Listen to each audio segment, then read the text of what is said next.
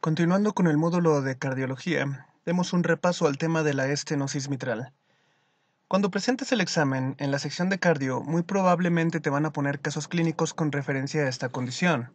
Entonces, la importancia de la válvula mitral es que es el paso del flujo sanguíneo entre la aurícula izquierda y el ventrículo izquierdo. Cualquier condición que afecte tanto anatómica como funcionalmente a esta válvula mitral entorpecerá el flujo hemodinámico y causará dos problemas. Uno, disminución del gasto cardíaco y dos, flujo retrógrado, afectando la circulación pulmonar o circulación menor, afectando el corazón derecho y generando congestión venosa en etapas más crónicas. Entonces, la válvula mitral tiene dos velos valvulares, los cuales generan el orificio valvular cuando son jalados por las cuerdas tendinosas, que a su vez son consecuencia de la tracción que ejerce sobre ellas los músculos papilares ventriculares, en este caso los del ventrículo izquierdo. Normalmente, el orificio mitral tiene que tener una abertura entre los 4 y los 6 centímetros. Quiere decir que conforme ésta va disminuyendo paulatinamente, el flujo de sangre de la aurícula izquierda al ventrículo izquierdo cada vez va a ser menor, considerando que cuando la abertura de la válvula mitral está alrededor de los 2 centímetros, se considera una estenosis, un acortamiento ligero. Cuando llega al 1.5 centímetros, se considera moderado. Y finalmente, y peor de las consecuencias, cuando su abertura es menor o igual a 1 centímetro. Ya consideramos en esta condición una estenosis mitral severa. Entonces, muy importante, recuerda que el flujo hemodinámico en cuanto a las cavidades del corazón empieza en la aurícula derecha, quien recibe todo el retorno venoso. Mediante la apertura de la válvula tricúspide, deja pasar esta sangre al ventrículo de su mismo lado. Y, mediante la apertura de la válvula pulmonar y a través de la arteria con el mismo nombre, permite llevar la sangre a la circulación menor, donde se lleva el proceso de intercambio de dióxido de carbono por oxígeno y una vez oxigenada, la sangre es regresada a la aurícula izquierda. Mediante la apertura de la válvula en cuestión de este tema, que es la válvula mitral, permitiría el flujo de sangre oxigenada de la aurícula izquierda al ventrículo izquierdo, quien, para finalizar, mediante la apertura de la válvula aórtica y mediante la gran arteria con este nombre, permite a la sangre oxigenada ir a la circulación arterial, beneficiando a los órganos y los tejidos desde la cabeza hasta los pies, quienes se benefician de la llegada de los nutrientes, especialmente del oxígeno, para llevar a cabo sus funciones metabólicas. Una vez que ya las han llevado a cabo y mediante la generación del dióxido de carbono, este es captado por el torrente venoso y regresado por medio de las grandes venas cava superior e inferior a la aurícula derecha, cerrando entonces el flujo hemodinámico que, como ya mencionamos en el tema de insuficiencia cardíaca, no debe ser entorpecido de ninguna manera. Cualquier situación que obstruya parcial o totalmente este flujo hemodinámico dará como consecuencia la sintomatología de la insuficiencia cardíaca, que tan puede ser en situación anterógrada como retrógrada. Entonces, en el caso de la estenosis mitral, el pleito está aquí precisamente entre el paso de la aurícula izquierda y el ventrículo izquierdo. El problema aquí es que la abertura es muy pequeña. Paulatinamente, la abertura cada vez más pequeña permitirá un menor flujo hacia el ventrículo izquierdo y hacia el cuerpo, y por el contrario, acúmulo de flujo retrógradamente por donde llegó. Continuando entonces con las cuestiones del examen, recuerda las principales causas y tenerlas estas en mente siempre. Desde luego, las causas implican las malformaciones congénitas en el periodo fetal, una válvula mitral que no pudo completar su abertura de su ojal y nació este nene con las comisuras valvulares demasiado estrechas. La causa más frecuente y muy preguntada en los exámenes de destreza clínica y diagnóstica es la reumática. Recuerda que la condición de fiebre reumática normalmente es una consecuencia de una infección anterior por estreptococo beta hemolítico del grupo A o estreptococo piógenes.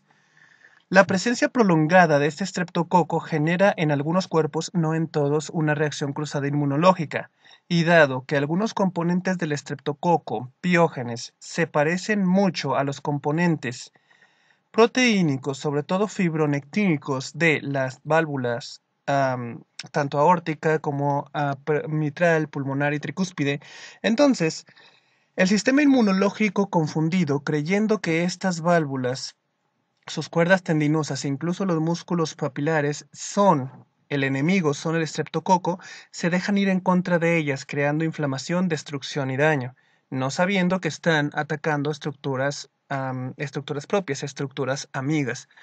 Por lo tanto, la fiebre reumática sigue siendo la principal causa de estenosis mitral, nuestro cuerpo en nuestra contra. Bien. Y por último tenemos los daños a la válvula mitral derivados del paso del tiempo, de la edad, una causa degenerativa. Conforme va pasando el tiempo, la válvula mitral, sus dos velos, sus dos puertas van endureciéndose, llenándose de calcio y de tejido fibroso, lo que al final de cuentas deriva en una disminución del orificio de apertura y disminución del flujo que pasa de aurícula izquierda a ventrículo izquierdo respectivamente. Muy importante tener los siguientes datos en mente. Le da más o lo presenta más el sexo femenino. Alrededor de los 30 a 40 años de edad es cuando comienza generalmente la sintomatología.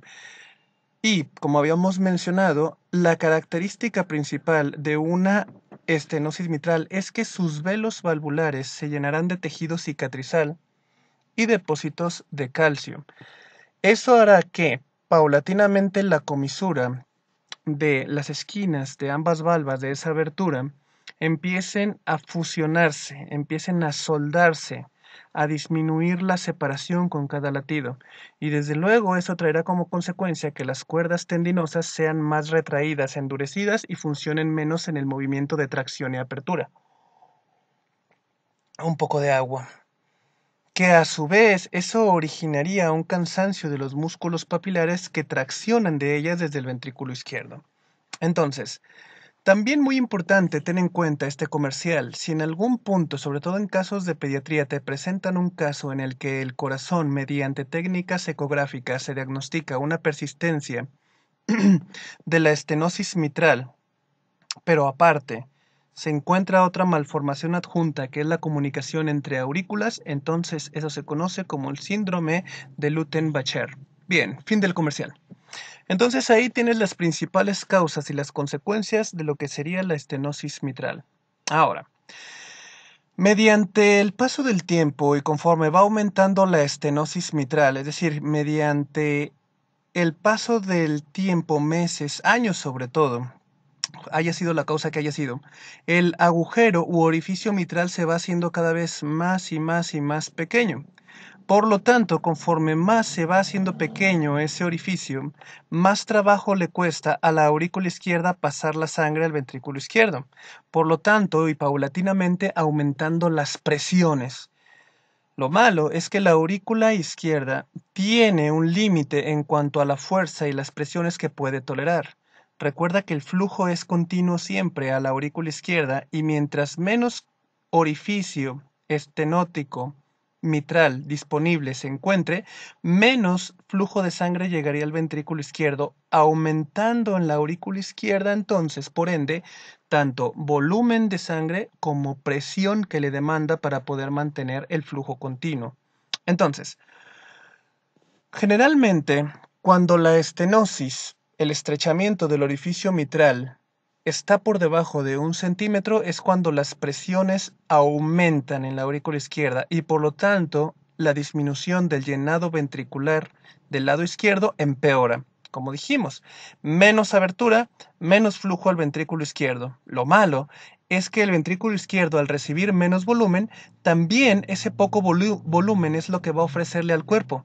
¿Qué quiere decir esto? Que nos va a llevar a una situación donde disminuye el gasto cardíaco, una insuficiencia cardíaca anterógrada, generando entonces problemas de riego de nutrientes a los tejidos y, como vimos en el video de insuficiencia cardíaca, el despertar de las reacciones neurohumorales compensadoras, sistema renina-angiotensina, la hormona antidiurética, la liberación de noradrenalina, todo en plan de qué, de reservar lo más que se pueda de volumen de líquido, pero como habíamos mencionado, esos bien intencionados sistemas de compensación pueden empeorar la situación de un corazón que está alterado anatómica y funcionalmente hablando. Entonces, otro problema de que aumente la estenosis, que aumente el estrechamiento de esa abertura de la válvula mitral, es que se aumenta, como dijimos, la presión en la aurícula izquierda, generando mayor carga de volumen y mayor demanda de fuerza por latido de la aurícula izquierda para poder seguir mandando flujo suficiente al ventrículo izquierdo y que éste lo pueda seguir mandando al cuerpo. Entonces, lo malo es que, mediante el mecanismo de Frank Starling, sabes que el aumento de volumen en la aurícula izquierda llevará a una elongación de sus fibras musculares para que éstas a su vez aumenten su fuerza. Pero, una vez vencido el mecanismo de Frank Starling, esa dilatación, esa elongación de las fibras musculares se va a tornar en un debilitamiento. Cada sístole de la aurícula izquierda va a ir cargada con menos fuerza. Lo malo es que cada vez la estenosis mitral demandará más fuerza de esta aurícula para que pase flujo al ventrículo, pero como ésta está demasiado elongada se volvió débil, una disfunción sistólica de la aurícula, lo cual va a hacer que se le junte todavía más volumen de sangre y al no hacerlo avanzar al ventrículo izquierdo, este se regresará en un flujo retrógrado por donde vino. ¿Y por dónde vino? De la circulación menor, vino de los pulmones, entonces se retornará. Lo malo es que, adjunto a esto, una aurícula izquierda demasiado elongada, demasiado dilatada, tiende a las arritmias cardíacas, principalmente a la fibrilación. ¿Por qué su sistema de conducción se pierde por la misma elongación? Lo malo es que aparte de que el flujo está encerrado en la aurícula izquierda dilatada, está dando vueltas y vueltas y vueltas el mismo flujo por el efecto de la fibrilación y eso lleva a la formación de trombos, de coágulos, y estos a su vez con gran potencial embolígeno, porque en una que esa aurícula izquierda dé una buena sístole, avienta todos esos coágulos al ventrículo izquierdo y este a su vez los avienta a todo el cuerpo. De hecho, en muchos casos que te van a presentar, sobre todo en pacientes geriátricos, una de las consecuencias o principales manifestaciones de estenosis mitral en abuelitos son los eventos tromboembólicos, sobre todo los EBC de tipo isquémico, la isquemia intestinal. Entonces, piensa cuando te pongan un caso clínico en el examen de un abuelito que presentó un fenómeno embólico, no puedes pasar por alto la bandera roja de la estenosis mitral e intencionadamente buscarla.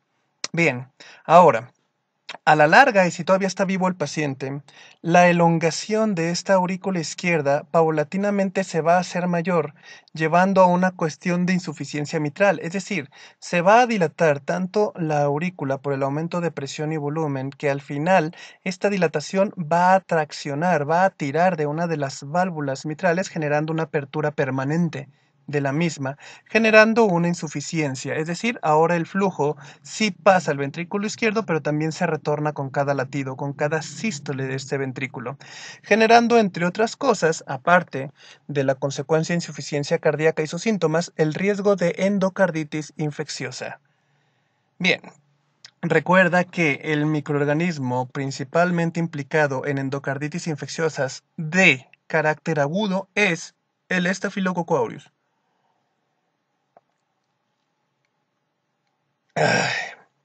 Poco de agua. Bien. Entonces, volviendo al aumento de presiones a los que se ve sometido la aurícula izquierda, tendríamos pues que, de no poder persistir el flujo hacia el ventrículo izquierdo, este se va retrógradamente a la circulación pulmonar, generando entonces congestiones pulmonares. Recuerda que los vasos sanguíneos del pulmón son demasiado frágiles al acúmulo de volumen de sangre, por lo tanto, al acumularse tanto esta, empieza a haber filtración, escape de líquido al espacio intersticial pulmonar, y eso desde luego nos va a llevar a una situación de aumento de presión. Lo malo es que ese acúmulo de líquido en el pulmón aumenta la presión pulmonar por culpa de la aurícula izquierda que ya no pudo seguir mandando la sangre al ventrículo izquierdo porque la válvula está demasiado estenótica. Entonces, el problema aquí es que esa hipertensión pulmonar, ¿a quién le va a cargar la mano? ¿Quién manda sangre a los pulmones? El ventrículo derecho. Entonces, conforme más pasa el tiempo y la hipertensión pulmonar, consecuencia de tanta congestión pulmonar, consecuencia del aumento de presión de la aurícula izquierda, va a hacer que el ventrículo derecho sufra una hipertrofia concéntrica. Es decir, La hipertensión pulmonar le hará al ventrículo derecho que le cueste más trabajo mover el flujo a los pulmones porque están demasiado presionados, generando entonces la necesidad en este ventrículo derecho de hacer más fuerza, y eso llevará al engrosamiento de sus fibras y a generar una hipertrofia concéntrica. Y mientras más se engruese el ventrículo derecho, menor cantidad de sangre va a caber en él por cada latido, disminuyendo su capacidad de volumen. Y esta hipertrofia del ventrículo derecho llevando a una insuficiencia de las cavidades derechas, que se manifestarían entonces por un flujo retrógrado al sistema venoso. Como ya vimos en el video de insuficiencia cardíaca, ¿qué nos llevaría? Bueno, a reflujo yugular, aumento de la glándula hepática por congestión venosa, a una situación de enteropatía, pierde proteínas por inflamación, por acúmulo de líquidos en las asas intestinales y a aumento en el volumen de las extremidades inferiores, retención de líquidos, lo que en los criterios hemodinámicos de Noria se conoce como un paciente húmedo, un paciente que retiene líquidos, un paciente encharcado. Recuerden, amigos, muy importante, los criterios hemodinámicos de Noria. Puede venir mucho casos clínicos que te hagan referencia a ellos. Entonces, ahí tienes las consecuencias. Por un lado, la estenosis mitral, mientras más se haga pequeño el orificio, llevará a síntomas anterógrados de disminución de gasto cardíaco y por otro, generará fallas tanto en la circulación pulmonar como en el corazón derecho. Tenlos muy en cuenta y revisa los síntomas. Te dejo el link de la presentación de insuficiencia cardíaca. Bueno, entonces, yendo a las manifestaciones, como dijimos, mediante el orificio mitral menor de 2 centímetros es cuando la aurícula izquierda presentará mayor presión, hará el flujo retrógrado hacia los pulmones y el lado derecho del corazón y comenzarán los síntomas. ¿Cuáles?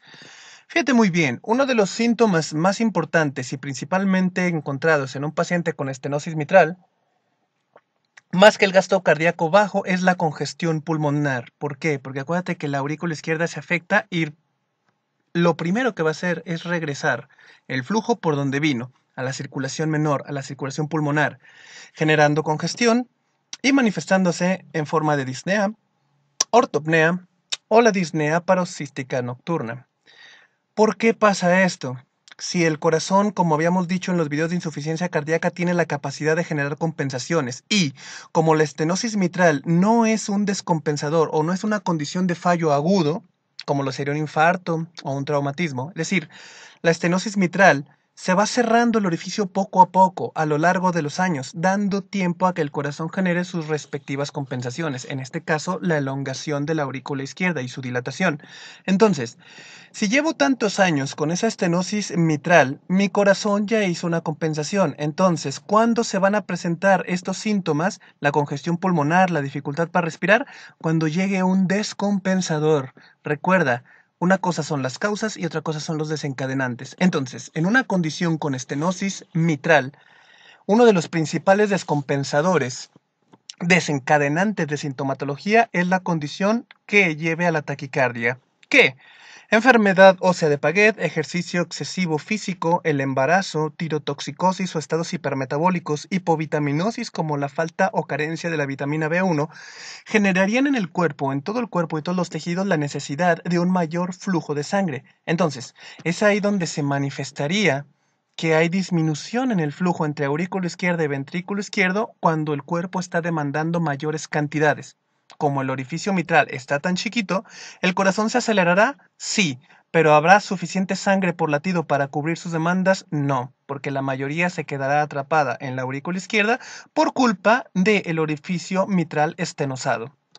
Entonces, mientras más taquicardia haya, más volumen tratará de moverse, más volumen se le acumulará a la aurícula izquierda y más volumen regresará a los pulmones. Y este volumen aumentará las presiones, el trasudado de líquido al espacio intersticial y puede debutar este paciente con acúmulo de líquido en el espacio del tejido pulmonar, el edema agudo, lo cual llevaría a una situación de urgencias, a una situación de que necesitas tirar esa agua inmediatamente antes de que sea tarde y el paciente muere hipoxigenado. Entonces, otra de las manifestaciones que los pacientes a la larga desarrollan con estenosis mitral son las chapetas malares.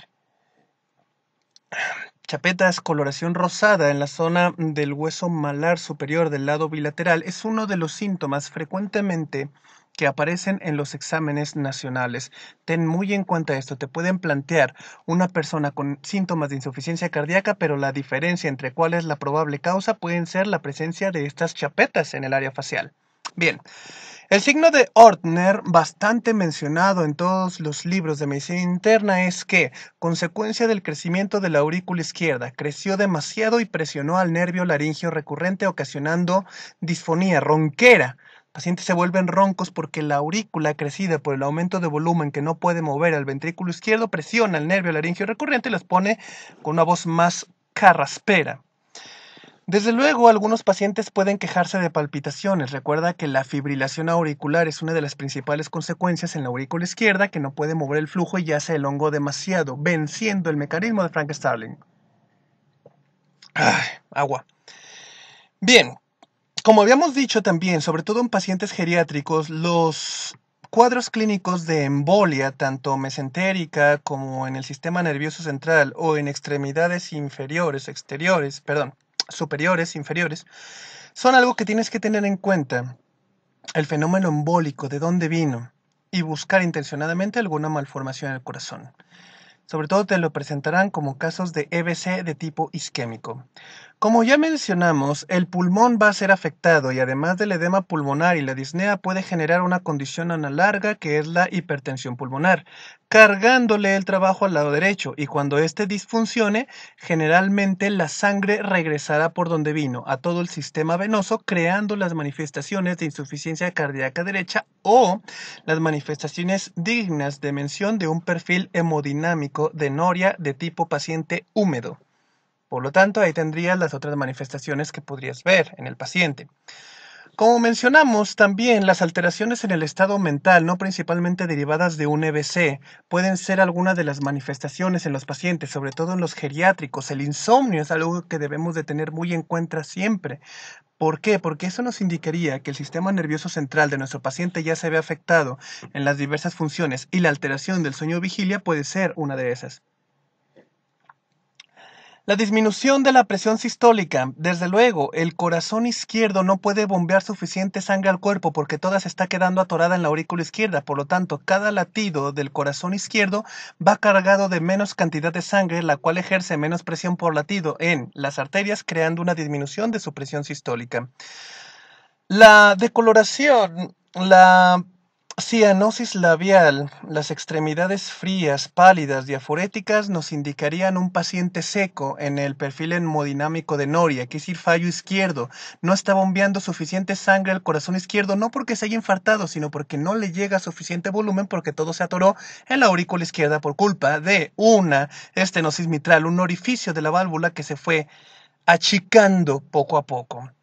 Lo cual nos llevaría entonces, como habíamos dicho, a una situación de hipotensión. Los músculos también requieren y comen mucha sangre para su función de contracción-relajación.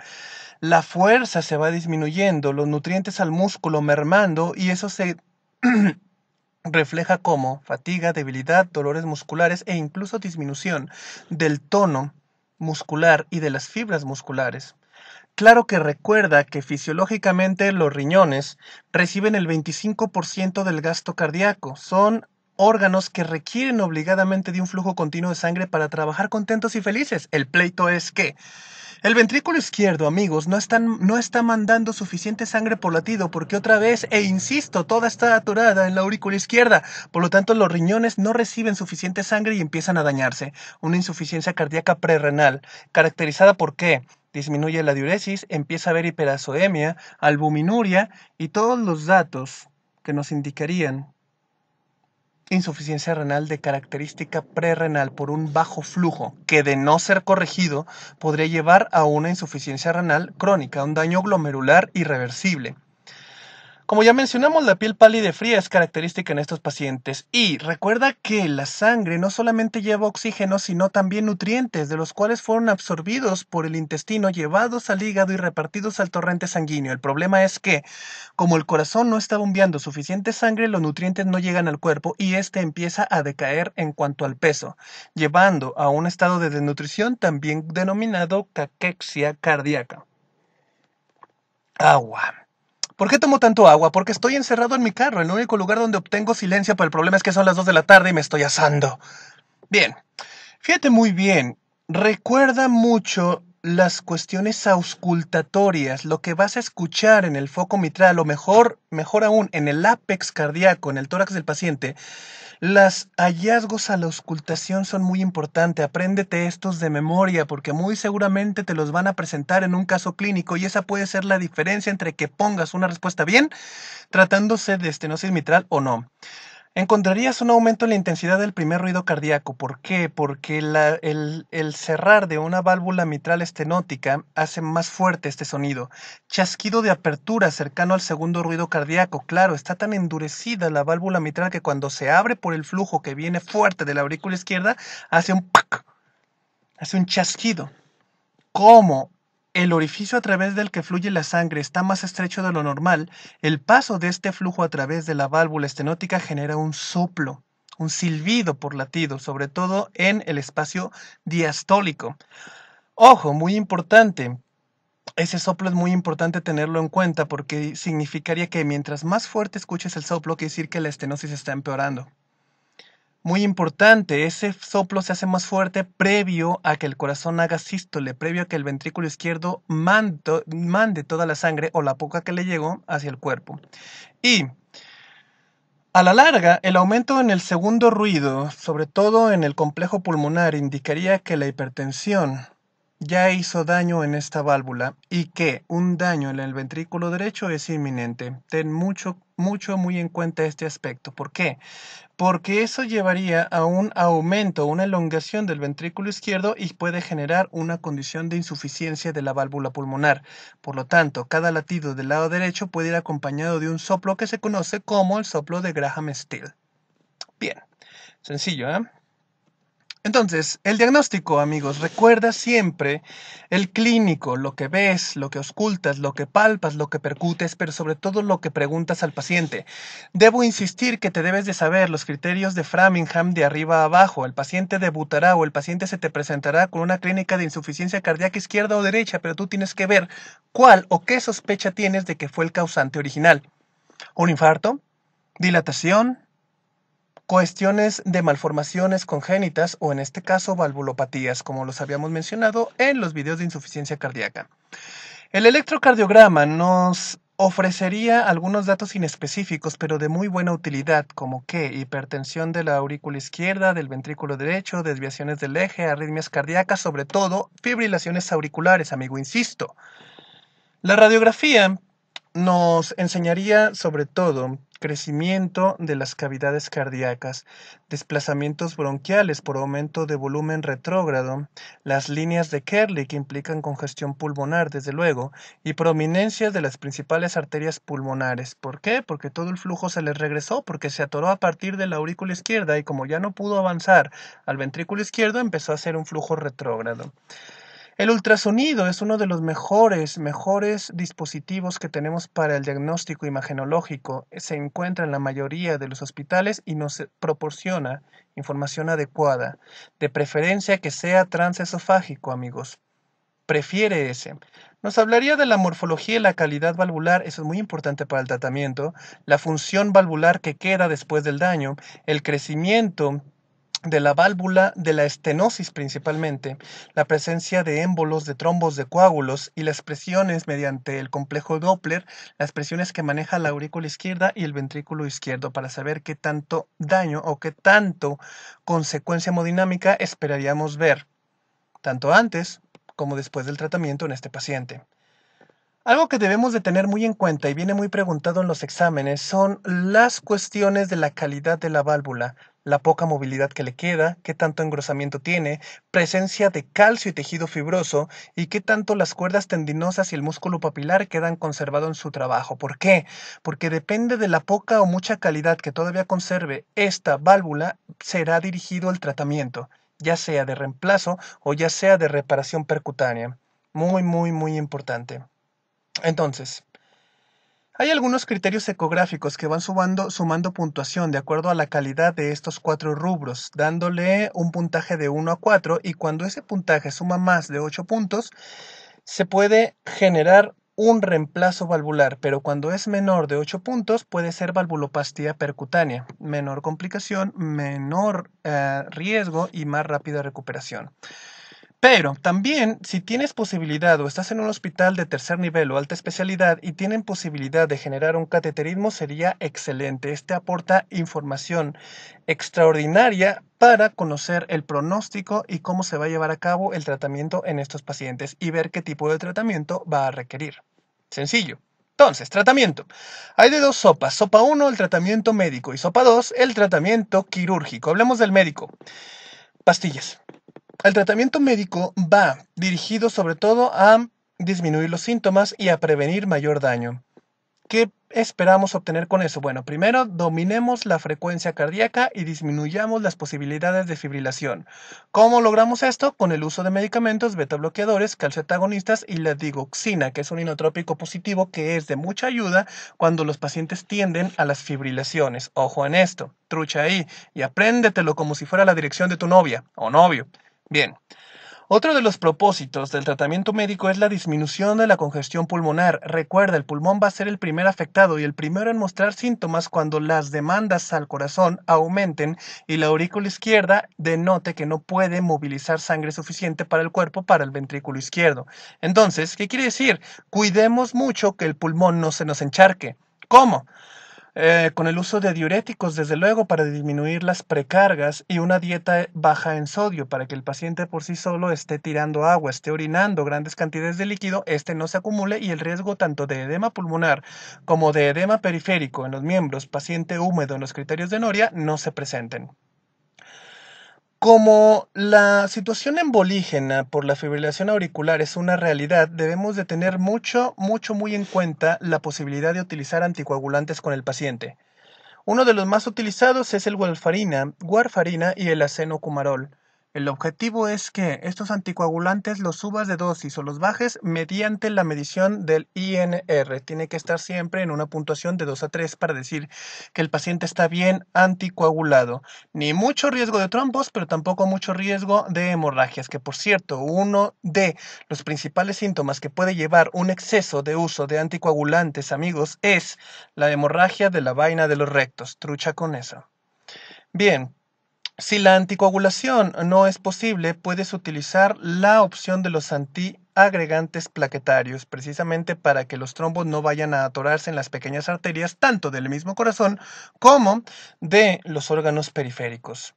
Y muy importante también, recuerda que la elongación o cuando la aurícula izquierda ya está suficientemente elongada y crea incluso una cuestión de insuficiencia, la endocarditis infecciosa es una realidad. Por lo tanto, si el paciente va a ser sometido a procedimientos dentarios, gastrointestinales, instrumentación urológica, siempre debe llevar a cabo una profilaxis antibiótica, de preferencia con penicilinas. ¿Es alérgico a las penicilinas, profe?